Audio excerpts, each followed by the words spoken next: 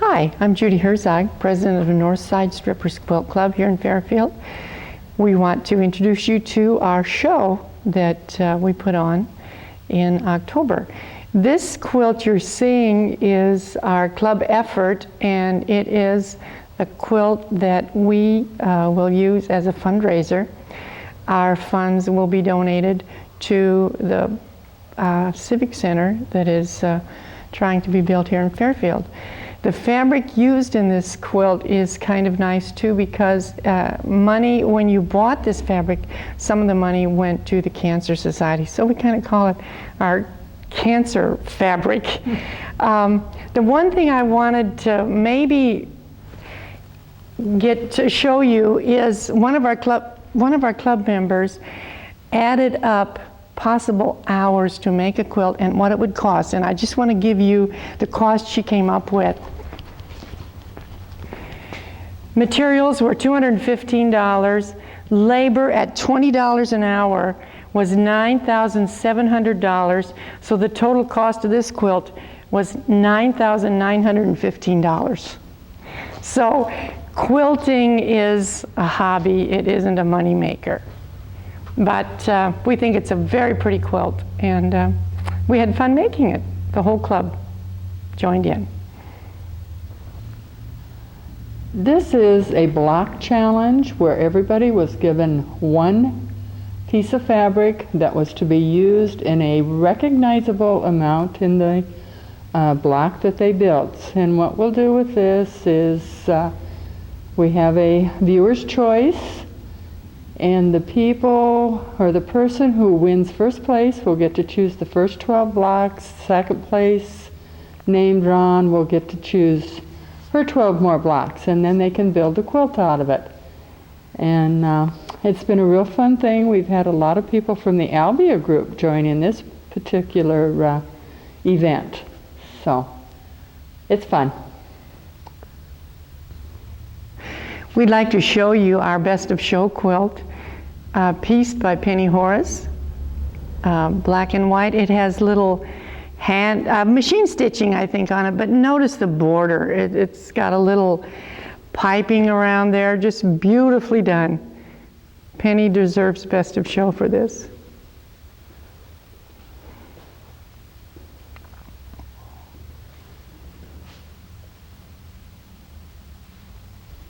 Hi, I'm Joanne Fritz. This quilt that you're looking at now was made by Diane Sullivan, a member of our club. It is a Bargello Heart, which is a strip-pieced quilt. Pretty colors. The next one is by Ann Johannes from Albia, Iowa. When we do vending at quilt shows, we encourage some of our friends to bring their quilts to our show. This is a snowball star. Very nicely done.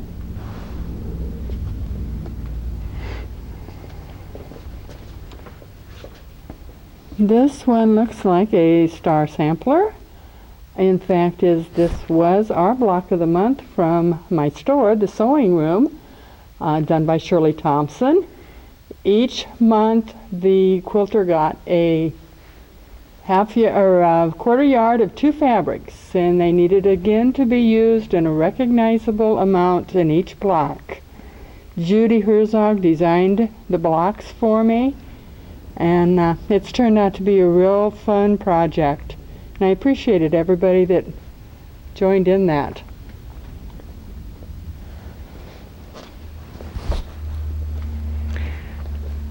This is an old traditional pattern.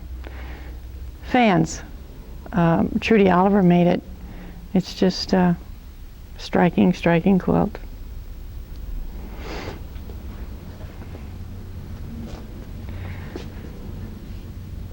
This is using little cheater panels and set together, made by Kathy Johnson, and quilted by her mom, Cecilia Klesner. And they're from down around the Salem That's area. right, that's right. This is another one from Ann Johansson. She said she started with the center eagle, and built around it, and it took her 1 month to piece this quilt. And you notice it's pretty patriotic. She's got the Mayflower and Uncle Sam and Uncle Sam and Uncle Sam. She calls it Stars and Stripes. And you also can see that not all of the quilt blocks are the same shape, which makes putting the quilt together a real challenge. We'll have some more quilts that depict this. Go ahead, Joanne. This is a 9-patch, actually, not even a 9-patch. But it's a quilt that you can use a large print and cut out a block and pick colors from it, and makes a real pretty picture quilt. She had to make 2 of them because they were for twin beds. And of course, like all quilters, she didn't buy enough fabric the first time, so you notice she has 2 different fabrics in them, but they're companion, and they work nicely. This quilt is a farmer's daughter. It's made by Judy Herzog, and it is made of all flannels, which will make it a nice cozy quilt. Being very cold-blooded, I love these flannel quilts. Well, I have 3 son-in-laws, and they think I'm kind of quilt crazy, but each one of them at different times had said, I like that quilt. You can make one like that for me. So it must be a man's quilt. The next quilt is a kaleidoscope made by Debbie Hahn, and it is almost an Amish colored quilt, I would call it, and it's a very pretty quilt. And it won a ribbon. A second place ribbon. Sometimes we need to get closer to our work. This is a log cabin by Karen Hummel. Karen is a fairly new member of our quilt club. Traditional log cabin pattern, and I believe it is machine quilted. Machine quilting is a much more acceptable way of quilting, and this way we get quilts done instead of having them in our closets.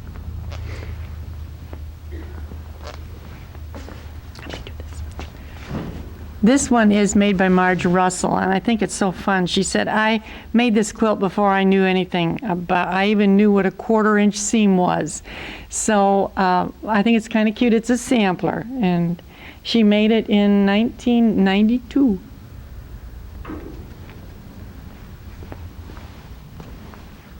Evening in Ireland, done by Donna Freeman. She started it, and it kind of sat around for a while, and then she picked it up again, and it's very nice. This quilt was quilted by Irma Kynes, and you can see now where we can machine quilt within the pattern, which is kind of nice. This quilt is a Burgoyne surrounded, also done by Donna, machine quilted by Irma Kynes. And that quilt is for her brother, who lives, I think, in California. For their 40th wedding anniversary, but he couldn't get it till after the show. That's what she said. This quilt was made by Randy Martin for her brother-in-law? Brother-in-law, one, yeah. Who is a golfer, and it's golfing everywhere, even the back side. Can I even do that? You'll notice is golfers. So the fabrics today are wonderful. You can find all kinds of fun things.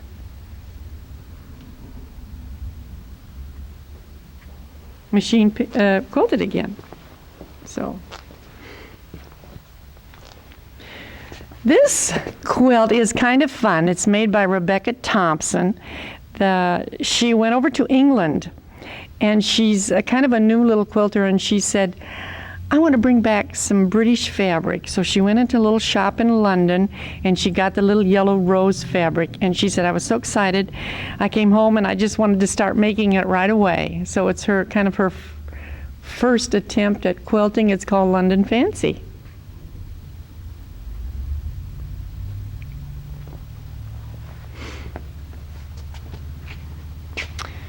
This quilt, my sister made the pattern for the Iowa Sesquicentennial quilt, and I took parts of it and put it together, and I call it my Iowa sampler. Each block denotes something important in Iowa, and I have labels under it that were made by one of Joanne's fancy machines. I have a piecing mistake in it, but I hope Richard doesn't show it to you because I'm not going to point it out. Part of the fun with this quilt is the fabric hunt, because you want fabrics that sort of depict what the block is saying, such as Music Man, you need a musical fabric. Wallace's Farmer, you want something that has corn in it, and Judy has found all those special fabrics. It's a real fun quilt. In the border, I put the Big Ten in one corner, and the colors depict the members of the Big Ten basketball. I'm a basketball fan. And in the other corner, I have, I guess you can't see it, Richard, but it's the Big 8, which is now the Big 12. So it's already history, you guys. It was the Big 8. This is a quilt by Anne Johansson. It's a grandmother's flower garden. This is a really, really old pattern. It is both hand-pieced, hand-quilted, and traditional in the way the border or the binding was put on. It's a very traditional quilt and very pretty. And it has a first place ribbon, which it deserves.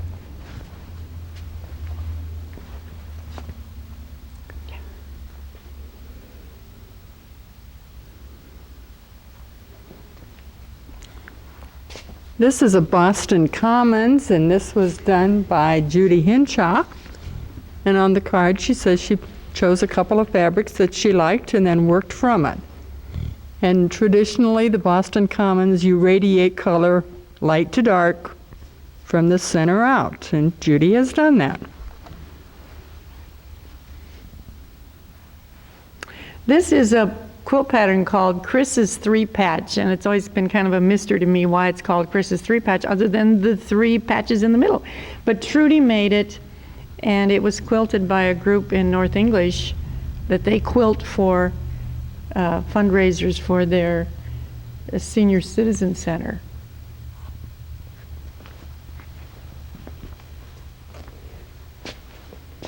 This is Terry Delker's, it's called Tumbling Blocks. She made it for her daughter. That's another old traditional pattern that's diamonds, and however you set them creates lights and shadows.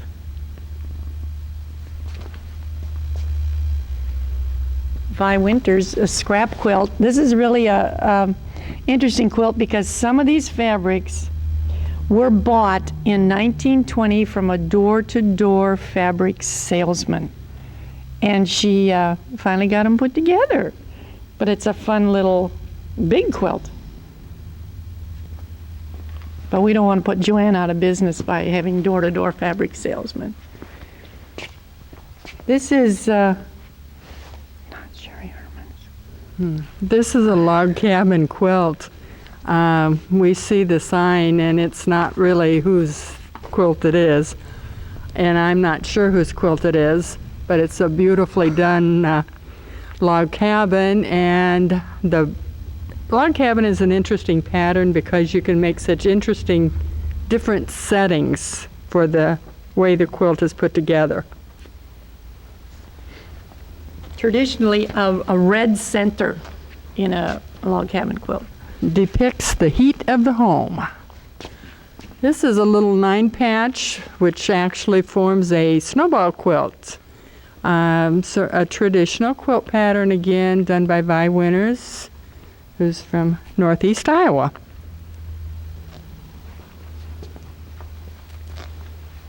Then we have another Boston Commons done in the gold tones. Now, this is a color of a quilt that many people have trouble working in these colors, but isn't it a pretty quilt? And this is done by Lynn Blackwell from Ottumwa and has a second place ribbon on it. This pattern is called Ocean Waves, and I think it's just such a pretty quilt. You notice all the little, I call them bi-squares or half-square triangles, made by Debbie Hahn. Set against the black is just a stunning quilt, I think. Again, it's almost the Amish colors. You're right. Mm-hmm.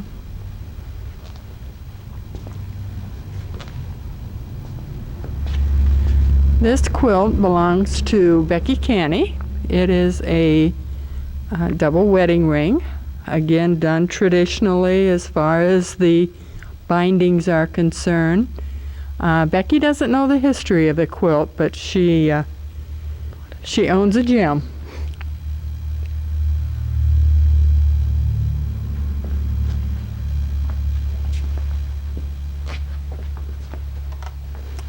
This quilt was done by Jane Loris, who has used color so very, very interestingly. It is machine quilted, probably maybe by her sister, who has a quilting machine. Jane's a fun person and has fun with fabrics.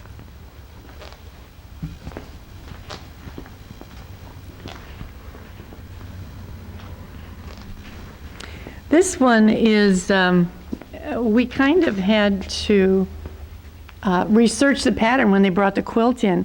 Emily Hackney made it, and she didn't give us a pattern, but Joanne found it's called Duck and Ducklings. And I love all the pastel stuff. I never work in pastel, and I think she has done this really well.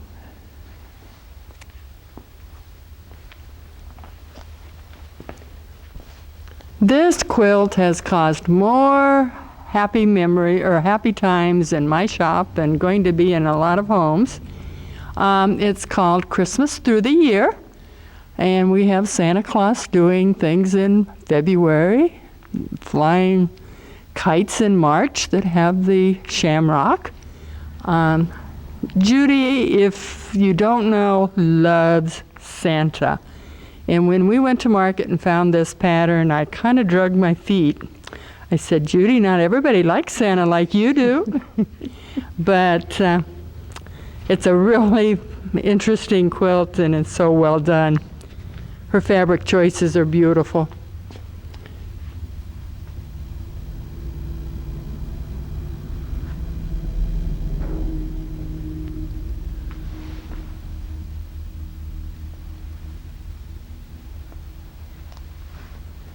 This is a quilt. I love the way, this is Jane Loris again, and I love the titles of her quilts. This is called Cosmic Irises. And I've admired this fabric in Joanne's shop for a long time and didn't know what to do with it. And Jane has done it. It's a kind of a little variation of a snowball block, and she's just put it together, and it's a dynamic quilt.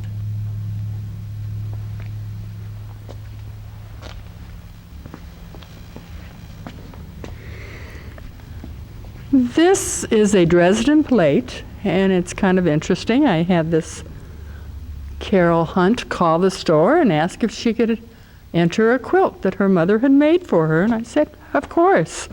And then we get this beautiful quilt, and it has a very, very pretty fan border on it.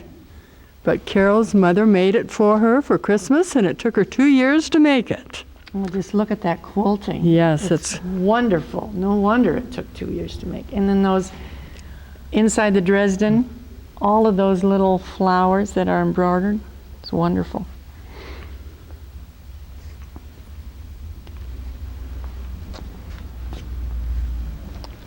This is another Evening in Ireland, made by Laura Lee Brown.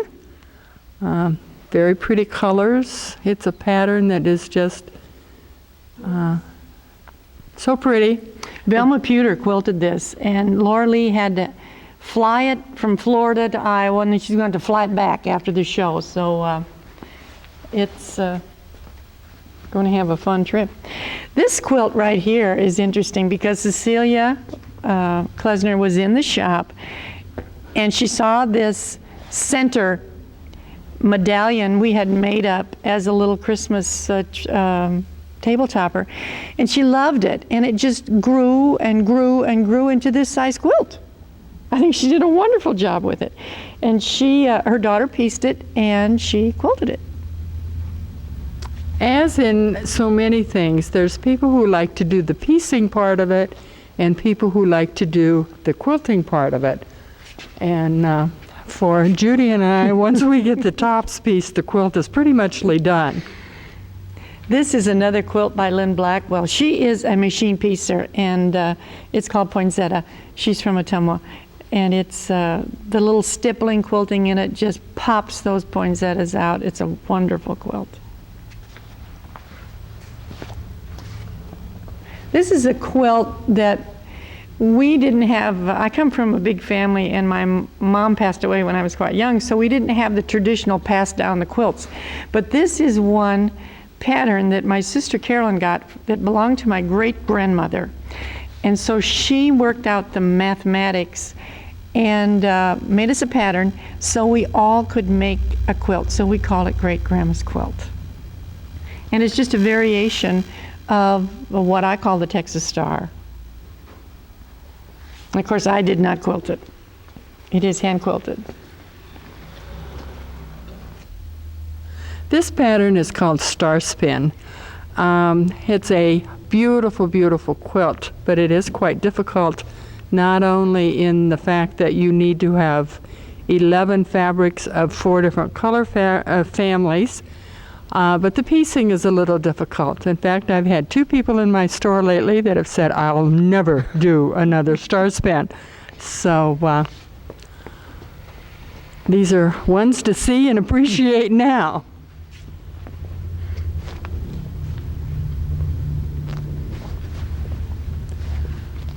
This is a quilt done by Penny Horace, and this actually went to Houston when the Houston Quilt Show had a specific competition. Labor of Love. Labor of Love. Thank you, Judy. I couldn't think of the name of that yesterday either. This was the international winner, the very first year that I participated as a store in this particular competition. She calls it Sister. It's a neat quilt.